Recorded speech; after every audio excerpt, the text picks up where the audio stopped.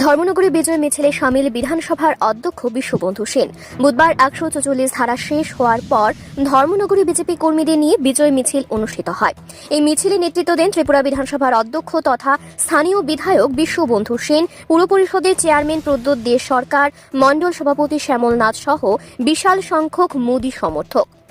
অধ্যক্ষ বিশ্ববন্ধু সেন বলেন, এই নিয়ে মোদী তৃতীয়বার প্রধানমন্ত্রী হতে চলেছেন, যা একটা রেকর্ড। ভারতের ইতিহাসে জওহরলাল নেহেরুর পর আর কেউ তৃতীয়বার প্রধানমন্ত্রী হতে পারেনি। পশ্চিম ত্রিপুরা আসনে বিপ্লব কুমার দেব এবং পূর্ব ত্রিপুরা সংরক্ষিত আসনে কৃতি সিং দেববর্মা যে বিশাল ভোটের ব্যবধানে জয়ী হয়ে ত্রিপুরা রাজ্য থেকে দুটি আসন মোদীকে উপহার স্বরূপ তুলে দিয়েছেন, তার জন্য জনগণকে ধন্যবাদ জানান। তিনি আরও বলেন, যেভাবে রাজ্যে দুটি আসনে ভাজপা জয় লাভ করেছে, সেরকম জয় বামফ্রন্ট লাভ করতে এখানে চাঁদাবাজি, জুলুমবাজি, বোমাবাজি, এমনকি মানুষের উপর আক্রমণ সংঘটিত হতো। কিন্তু এখানে শুধুমাত্র স্লোগান বাদে কোনো ধরনের চাঁদাবাজি, জুলুমবাজি, বোমাবাজি, আক্রমণ এসব কিছুই হচ্ছে না, আর হবেও না। এটা হচ্ছে ভাজপার সংস্কৃতি।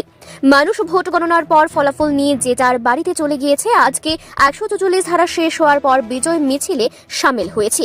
মণ্ডল সভাপতি শ্যামল নাথ বলেন, লোকসভা নির্বাচনের পরই পঞ্চায়েত নির্বাচনে যাতে একটিও প্রার্থী ভোটে না হারে সেদিকে নজর দিতে হবে। তারপরে পুর পরিষদ নির্বাচনে ২৫টি আসনের মধ্যে সবগুলি আসনে ভারতীয় জনতা পার্টি প্রার্থীদের পূর্বের মতো জয়ী করে এবং আগামী বিধানসভা নির্বাচনে জননেতা বর্তমান বিধায়ক বিশ্ববন্ধু সেনকে পুনরায় জয়ী করার আহ্বান জানান। সারা ধর্মনগর পরিক্রমা করে এই বিজয় মিছিল নেতাজি মূর্তির পাদদেশে সংক্ষিপ্ত ভাষণের পর পরিসমাপ্তি ঘটে।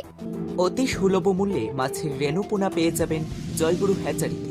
তাই যাদের পুকুর কিংবা জলাশয় রয়েছে, আজই নিতে পারেন রুই, কাতলা, মৃগেল, গ্রাসকার্প, সিলভার, পুঁটি, বাটা, বিগ হেড, দেশি বিদেশি মাগুর, সিংহি ইত্যাদি মাছের রেণু কিংবা পোনা। আমরা ধর্মনগর থেকে শুরু করে রাজ্যের বিভিন্ন জায়গায় হোম ডেলিভারিও দিয়ে থাকি।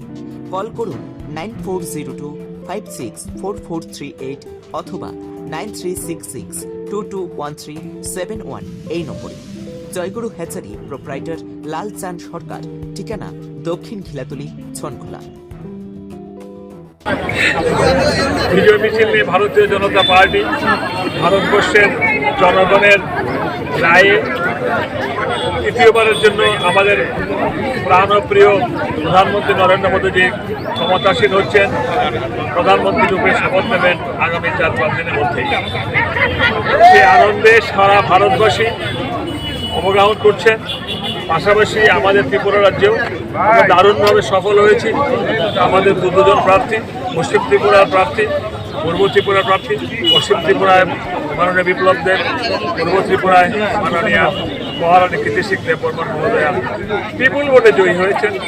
মানুষের ভোটে, মানুষের ইচ্ছায়, মানুষের ভালোবাসায় এই জয় নরেন্দ্র মোদীর জয়। আমরা প্রথম থেকে বলছি কেন, মানুষ দেখেছে ভারতবর্ষ স্বয়ংসম্পন্ন হচ্ছে, অর্থনৈতিক বিকাশ হচ্ছে, সামরিক দিক দিয়ে আমরা এগিয়ে যাচ্ছি। স্বাস্থ্য, চিকিৎসা, বাসস্থান, পানীয় জল, সার্বিক পরিস্থিতি, পরিবেশ, অর্থনৈতিক উন্নয়ন, সব দিক দিয়ে মোদীজি যেভাবে ভারতবর্ষকে এগিয়ে নিয়ে যাচ্ছেন, তারই প্রতিফলন এবার লোকসভা নির্বাচনে ভারতবর্ষ এবং ত্রিপুরা। তাই আজকে আমরা আনন্দে আজকের দিনটা কাটাবো। এবং লক্ষ্য করবেন আপনারা, আমাদের এই আনন্দের মধ্যে কিন্তু কোনো বোমাবাজি নেই, কোনো হইহুল্লা নেই, কোনো চিৎকার চেঁচামেচি নেই। গতকালকে কাউন্টিং হয়েছে, সমস্ত মানুষ যার যার খবর পেয়ে যার যার বাড়ি চলে গেলেন। রিভার্স হয়েছে ভাবুন, আজকে যদি সিপিএম এর রাজ্যের ক্ষমতায় থাকতো, সিপিএমের আমলে যদি দুটো এই লোকসভা নির্বাচনে সিপিএম যদি জয়ী হতো, তার বোমাবাজির আওয়াজ, তার চাঁদাবাজির আওয়াজ, তার জুলুমবাজি, তার হইচই, তার মস্তানি, তার বাহাদুরি, এগুলো করেছে মানুষ। তাই সিপিএমকে বর্জন করেছে, কংগ্রেসকেও বর্জন করেছে।